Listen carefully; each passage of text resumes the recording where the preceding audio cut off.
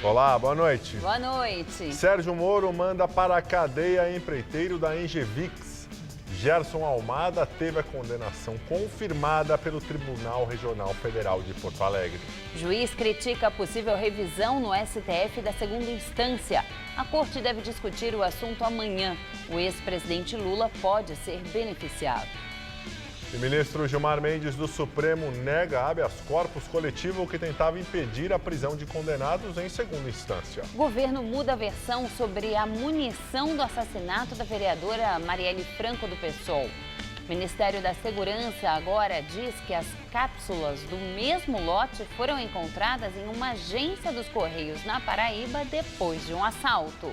E presidente Temer afirma que verba para intervenção no Rio deve chegar a 800 milhões de reais. Bispo e 4 padres de Goiás são presos acusados de desviarem dinheiro da igreja. Você acompanha essas e outras notícias após o intervalo. Até já.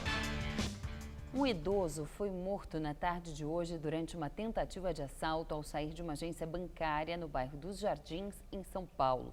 3 suspeitos do crime foram perseguidos pela polícia e presos na região do Brás, na zona leste da cidade. O homem, que aparentava ter perto de 70 anos de idade, tinha acabado de sair de uma agência bancária aqui no bairro dos Jardins e caminhava por esta calçada aqui na Ministro Rocha Azevedo, perto da Alameda Santos, quando foi abordado pelos assaltantes. Ele foi atingido por um disparo a queima-roupa no peito e morreu aqui neste local. Testemunhas disseram que ele teria reagido. Ele realmente levava algum dinheiro no bolso da camisa e também numa pequena bolsa que ele carregava. Os assaltantes fugiram num carro preto. Isso aconteceu por volta das 4 da tarde. 2 horas depois, durante uma perseguição, a polícia prendeu 3 suspeitos na zona leste de São Paulo. No carro em que eles estavam, a polícia encontrou dinheiro e uma arma. A suspeita é de que o trio seja o autor do latrocínio aqui nos Jardins. Bem, no ano passado, só aqui na capital paulista, 117 pessoas foram mortas por ladrões. E neste ano, em janeiro, houve 5 casos registrados de latrocínio. A Polícia Militar de Mogi das Cruzes prendeu o traficante Wellington Xavier dos Santos, conhecido como Capuava, e um dos homens mais procurados de São Paulo. Durante uma perseguição, o carro em que ele estava tombou. A prisão foi em uma estrada rural do distrito de Sabaúna, em Mogi das Cruzes, enquanto ele tentava fugir. Wellington Xavier dos Santos, o Capuava, de 53 anos, tem vários mandados de prisão, com penas que, se somadas, chegam a quase 50 anos. Na operação realizada também em um sítio da região, onde, segundo a polícia, funcionava um laboratório de refino e distribuição de drogas, outras 5 pessoas foram presas. A polícia apreendeu uma metralhadora 9mm, 2 fuzis, munição e drogas. Wellington Xavier já havia sido preso em 2015. Na época, ele foi detido perto de um imóvel onde o Departamento de Narcóticos encontrou mais de 1,5 toneladas de cocaína, mas um mês depois foi solto após conseguir um habeas corpus concedido pelo desembargador Otávio Henrique de Souza Lima. O desembargador foi afastado da função e, na época, afirmou que a decisão foi tomada com base nas informações da prisão em flagrante de que o Wellington estava a 1 quilômetro do local da apreensão e não foi reconhecido pelas pessoas presas no imóvel. Em 2016, o Tribunal de Justiça de São Paulo decidiu pela aposentadoria compulsória do desembargador. Na decisão constava que era extrema coincidência o encaminhamento de diversos pedidos de liberdade de traficantes ao desembargador. O Jornal da Gazeta, edição das 10, procurou a defesa do desembargador Otávio Henrique de Souza Lima para saber a atual situação do cliente, mas por enquanto não houve resposta. Nós não conseguimos localizar a defesa de Wellington Xavier dos Santos. Um bispo e 4 padres da Diocese de Formosa, em Goiás, foram presos acusados de desviarem dinheiro da igreja. Nomeado bispo da Diocese de Formosa há quase 4 anos, Dom José Ronaldo Ribeiro foi preso hoje pela Operação Caifás da Polícia Civil e do Ministério Público. Ele é apontado como o líder de um esquema que desviou mais de 2 milhões de reais das 33 igrejas da região. As investigações começaram em 2015 após denúncias de que o dinheiro não estava chegando ao destino correto, como o recolhimento para a Cúria Metropolitana e as obras de caridade. Além do bispo, outros 4 padres, um monsenhor e funcionários administrativos da igreja também foram detidos. Durante as buscas da polícia, foi encontrado dinheiro escondido em fundos falsos de armários em pelo menos uma das paróquias. Escutas telefônicas autorizadas pela Justiça apontam que o grupo criminoso comprou uma fazenda de criação de gado e uma casa lotérica com dinheiro desviado de dízimos e doações. O Ministério da Segurança Pública mudou a versão sobre a munição usada no assassinato da vereadora Marielle Franco. Segundo as novas informações, cápsulas do mesmo lote foram encontradas em uma agência dos Correios na Paraíba depois de um assalto. Na sexta-feira, o ministro Raul Jungmann tinha dito que a munição foi o objeto do roubo. De acordo com a nota, o arrombamento à agência dos Correios de Serra Branca, na Paraíba, ocorreu em julho de 2017 e foi seguido de uma explosão do cofre de onde foram roubados objetos e dinheiro. Na cena do crime, a Polícia Federal encontrou cápsulas de munições diversas, dentre elas do lote encontrado próximo ao carro de Marielle. O texto ainda justifica que o ministro citou o episódio como exemplo de munição extraviada ou desviada que acabou nas mãos de criminosos. A Polícia Civil descartou que um veículo encontrado em Minas Gerais tenha sido usado no assassinato de Marielle Anderson. O Renault Logan foi localizado depois de uma denúncia anônima. A vereadora e o motorista foram mortos na noite de quarta-feira passada, quando um carro emparelhou e atirou 13 vezes contra o veículo onde eles estavam. Hoje, o presidente Michel Temer pediu rapidez na solução do caso. O interventor federal, general Braga Neto, se reuniu com deputados federais para falar sobre o andamento das apurações do assassinato da vereadora. A principal linha de investigação é que ela tenha sido executada. Esse encontro foi a portas fechadas no Centro Integrado de Comando e Controle, na capital fluminense. O PSOL, partido do qual a vereadora fazia parte, anunciou que vai entrar com uma representação no CNJ, o Conselho Nacional de Justiça, contra a desembargadora que acusou Marielle de engajamento com bandidos. Marília Castro Neves, do Tribunal de Justiça do Rio, afirmou nas redes sociais que a vereadora descumpriu compromissos com a facção criminosa Comando Vermelho e escreveu que Marielle é um cadáver tão comum quanto qualquer outro. A família da vereadora também deve acionar a magistrada criminalmente. O PSOL afirmou que deve denunciar o deputado federal Alberto Fraga do DEM no Conselho de Ética da Câmara. Ele compartilhou uma postagem com informações falsas sobre a vereadora. Dizia, por exemplo, que ela era esposa de Marcinho VP, usuária de maconha e eleita pelo Comando Vermelho. Tudo mentira. O deputado e a desembargadora apagaram as publicações. Depois das fake news tomarem a internet, o PSOL resolveu montar um grupo de advogados para cobrar judicialmente qualquer calúnia e difamação contra Marielle. E agora o comentário de Josias de... Depois de ser fuzilada no Rio de Janeiro, a vereadora Marielle Franco do PSOL sofreu duros ataques nas redes sociais. Até autoridades como a desembargadora Marília Castro Neves do Rio e o deputado federal Alberto Fraga de Brasília vincularam a assassinada a bandidos. Escreveram que a morta foi eleita pelo Comando Vermelho.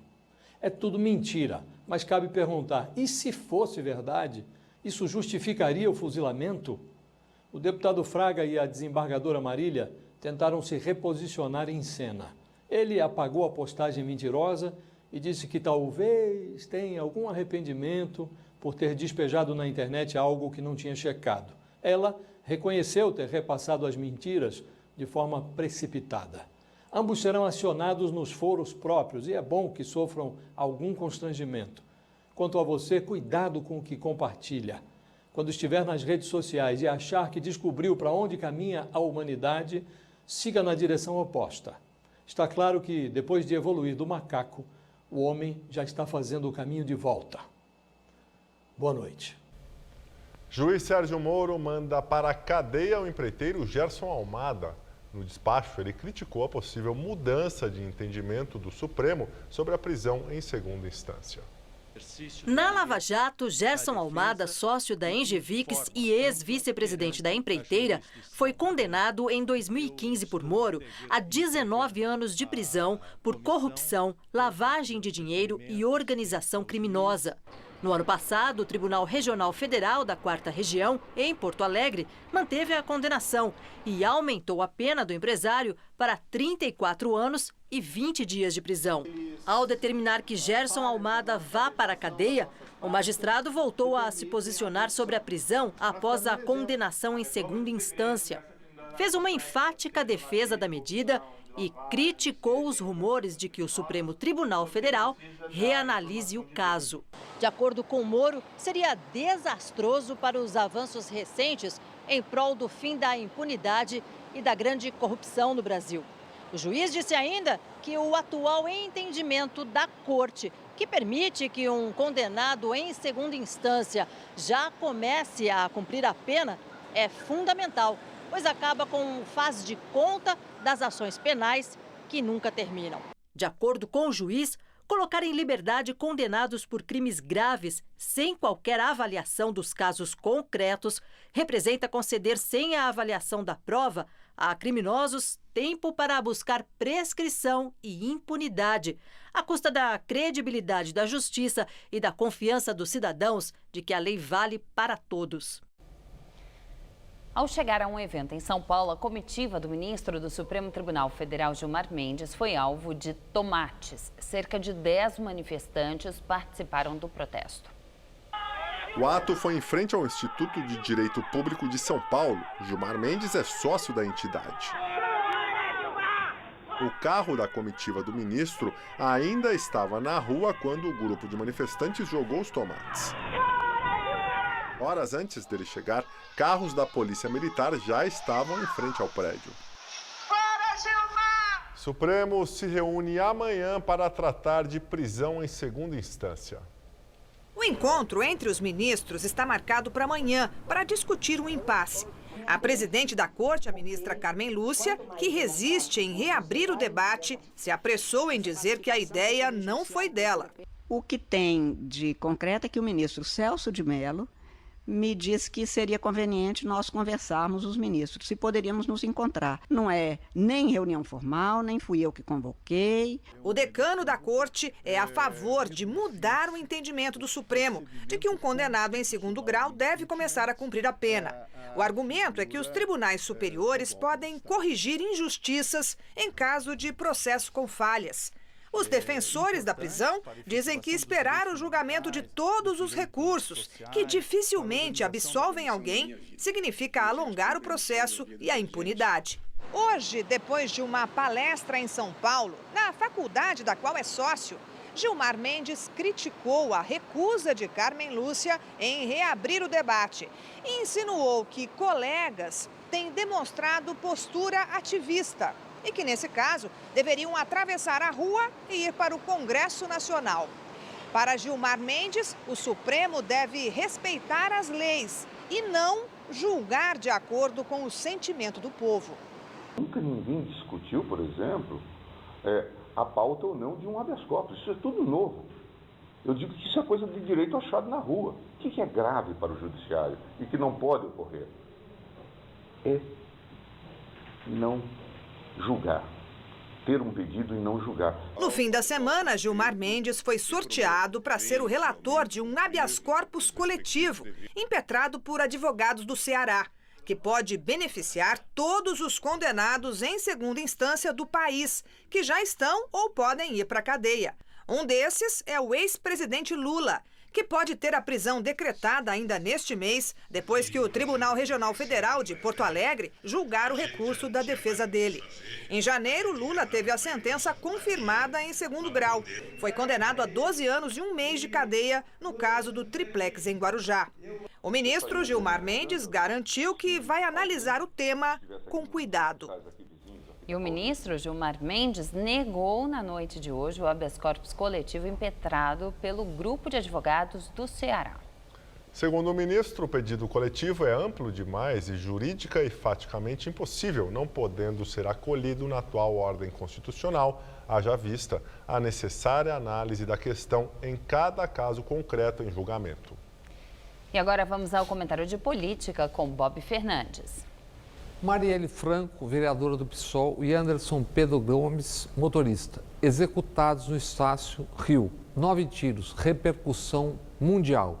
A juíza desembargadora Marília Castro Neves julgou no Facebook. Disse, ela estava engajada com bandidos, foi eleita pelo Comando Vermelho, mimimi da esquerda.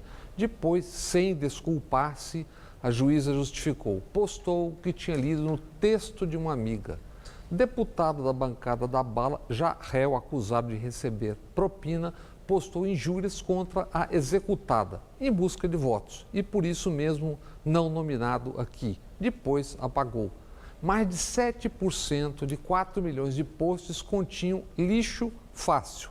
Mimimi, esquerdopata e assemelhadas não são expressões síntese. Isso é o máximo de inteligência e saber que certas porções do Brasil conseguem alcançar e expressar, quando não é só falta de caráter.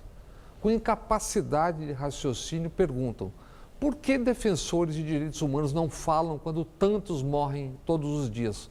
Falam sim, e muito, mas aos que se recusam a ouvir e ver. Uns porque não enxergam, não ouvem e não falam, quando os mortos são pobres, mulheres, pretos, homossexuais. Outros porque ou estão matando ou defendendo os que matam nas quebradas sem lei. Marielle não se calou quando mataram policiais corretos no Rio. No ano passado, 43 lideranças sindicais assassinadas no Brasil. Assassinados quase sempre protegidos pelo silêncio cúmplice e seguidos pela tentativa de difamação dos mortos. Recordemos um assassinado tornado célebre no Brasil e mundo depois de morto. O líder seringueiro e ambientalista Chico Mendes, assassinado na noite de 22 de dezembro de 1988. Naquela noite, o Brasil parou para assistir quem matou. Não Chico Mendes, morto com tiros de escopeta, mas Odete Reutemann, personagem da novela das 8. A novela se chamava Vale Tudo. Há 30 anos, a pergunta âncora daquela novela era: vale a pena ser honesto no Brasil? Por 204 noites daquela novela, na canção tema, Gal Costa cantou Cazuza quase gritando: Brasil, mostra a tua cara, quero ver quem paga pra gente ficar assim. Brasil, qual é o teu negócio? Qual o nome do seu sócio? Etc. Boa noite. Fiscais do IBAMA e da Secretaria de Meio Ambiente do Pará descobriram mais uma tubulação irregular usada pela usina Hidroalunorte para despejar resíduos tóxicos em rios e florestas da cidade de Barcarena, no norte do Pará. O novo desvio foi encontrado no sistema de drenagem de uma área de armazenamento de carvão da mineradora norueguesa. O material usado pela Hidroalunorte para alimentar as caldeiras recebia água da chuva, que pode ter se misturado com resíduos da fábrica e sido despejada no Rio Pará com restos de alumínio do refino da bauxita. Esta é a terceira vez que os fiscais constataram despejos irregulares feitos pela empresa. A última em fevereiro, quando foi aplicada a multa de 20 milhões de reais por liberação de resíduos de chumbo e alumínio em igarapés por tubulação clandestina. Fiscais do Instituto Evandro Chagas constataram alto teor de alcalinidade na água consumida pelas comunidades ribeirinhas, que agora têm de ser abastecidas por caminhões-pipa. O presidente mundial da Hidroalunorte admitiu a responsabilidade pela contaminação da água do Rio Pará e pediu desculpas à sociedade, às autoridades e também às comunidades pelo desastre ambiental.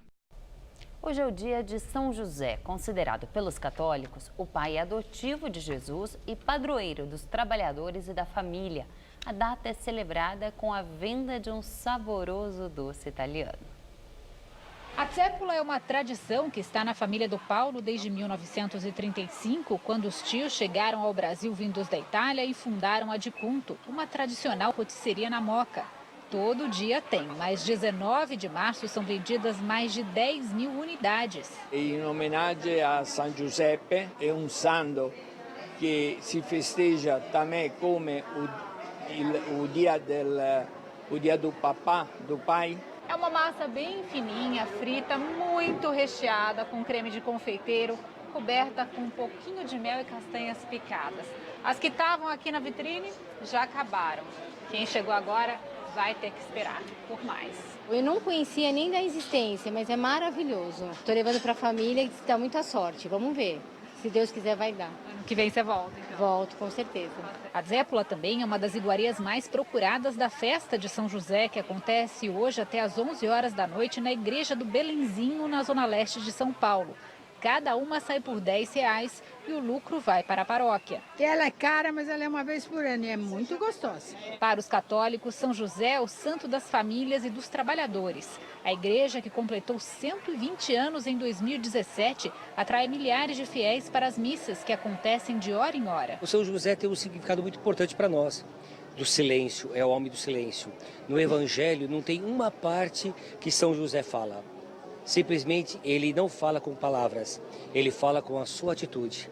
Atitude simples e atitude profunda. E quando a missa acaba, é hora de experimentar as delícias típicas vendidas por um batalhão de voluntárias. Além da Zépola, tem bolinho de bacalhau, lanches e massas e o também famoso bolo de São José.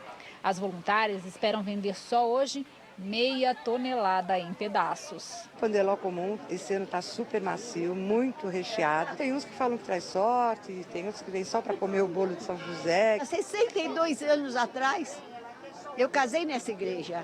Tá bem casada? Tô bem, meu marido está vivo ainda, estou viva. Aqui tudo é bom, minha filha. Tudo é cheio de fé, tudo é cheio de alegria, tudo é cheio de amor.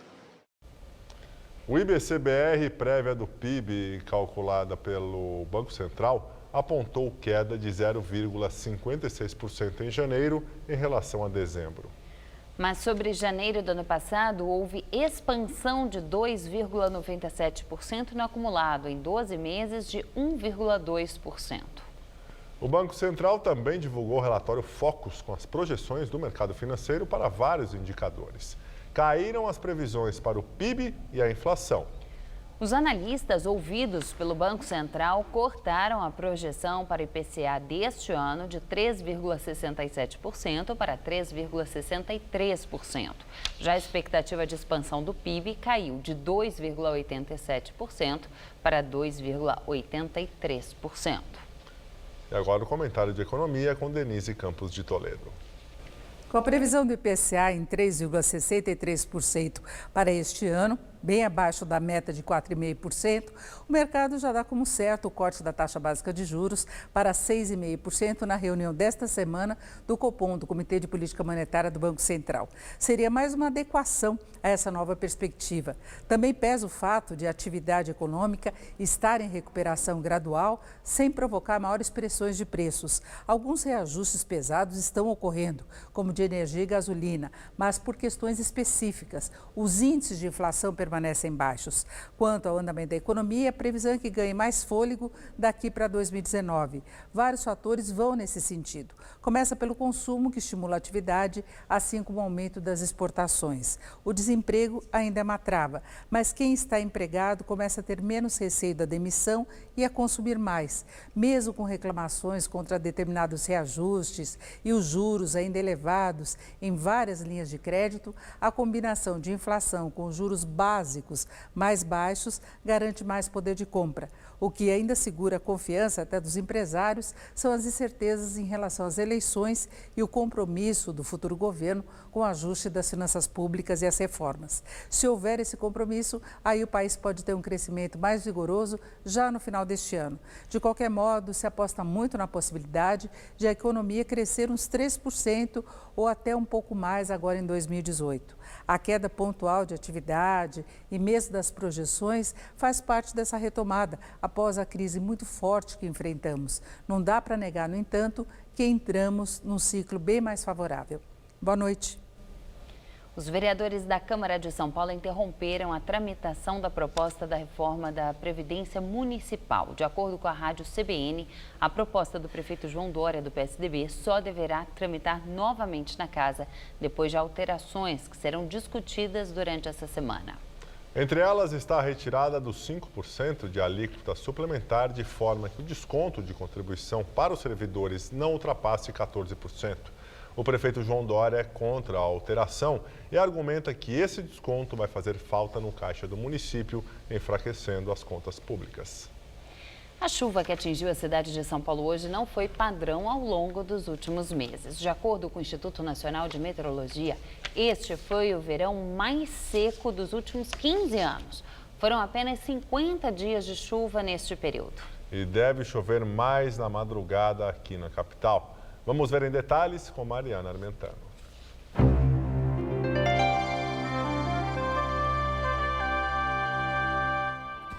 Um sistema de baixa pressão ajuda a organizar nuvens carregadas sobre o centro-leste paulista, o que inclui aqui a capital, a partir de amanhã. Aí você já sabe, mantenha o guarda-chuva por perto, ok? Nesta terça-feira teremos mínima de 21 na madrugada e máxima à tarde na casa dos 30 graus por aqui. Aí na quarta-feira a máxima cai para 27 graus, ainda com chances de chuva. E na quinta, olha só, vai esfriar por aqui, segundo os meteorologistas, viu? A previsão é de tempo fechado, com temperaturas só entre 19 e 23 graus. Nós ficamos por aqui. A edição de hoje pode ser vista no site do Jornal da Gazeta. Uma ótima noite para você. Tchau, Gabriel. Tchau, Juliana. Até amanhã. Muito obrigado pela companhia. Tenha uma excelente noite, uma ótima semana. E fica agora com o Rony Von todo seu. Até amanhã. Nesta terça, 9h30 da manhã, no Revista da Cidade, aprenda a fazer trufas de banana caramelizada.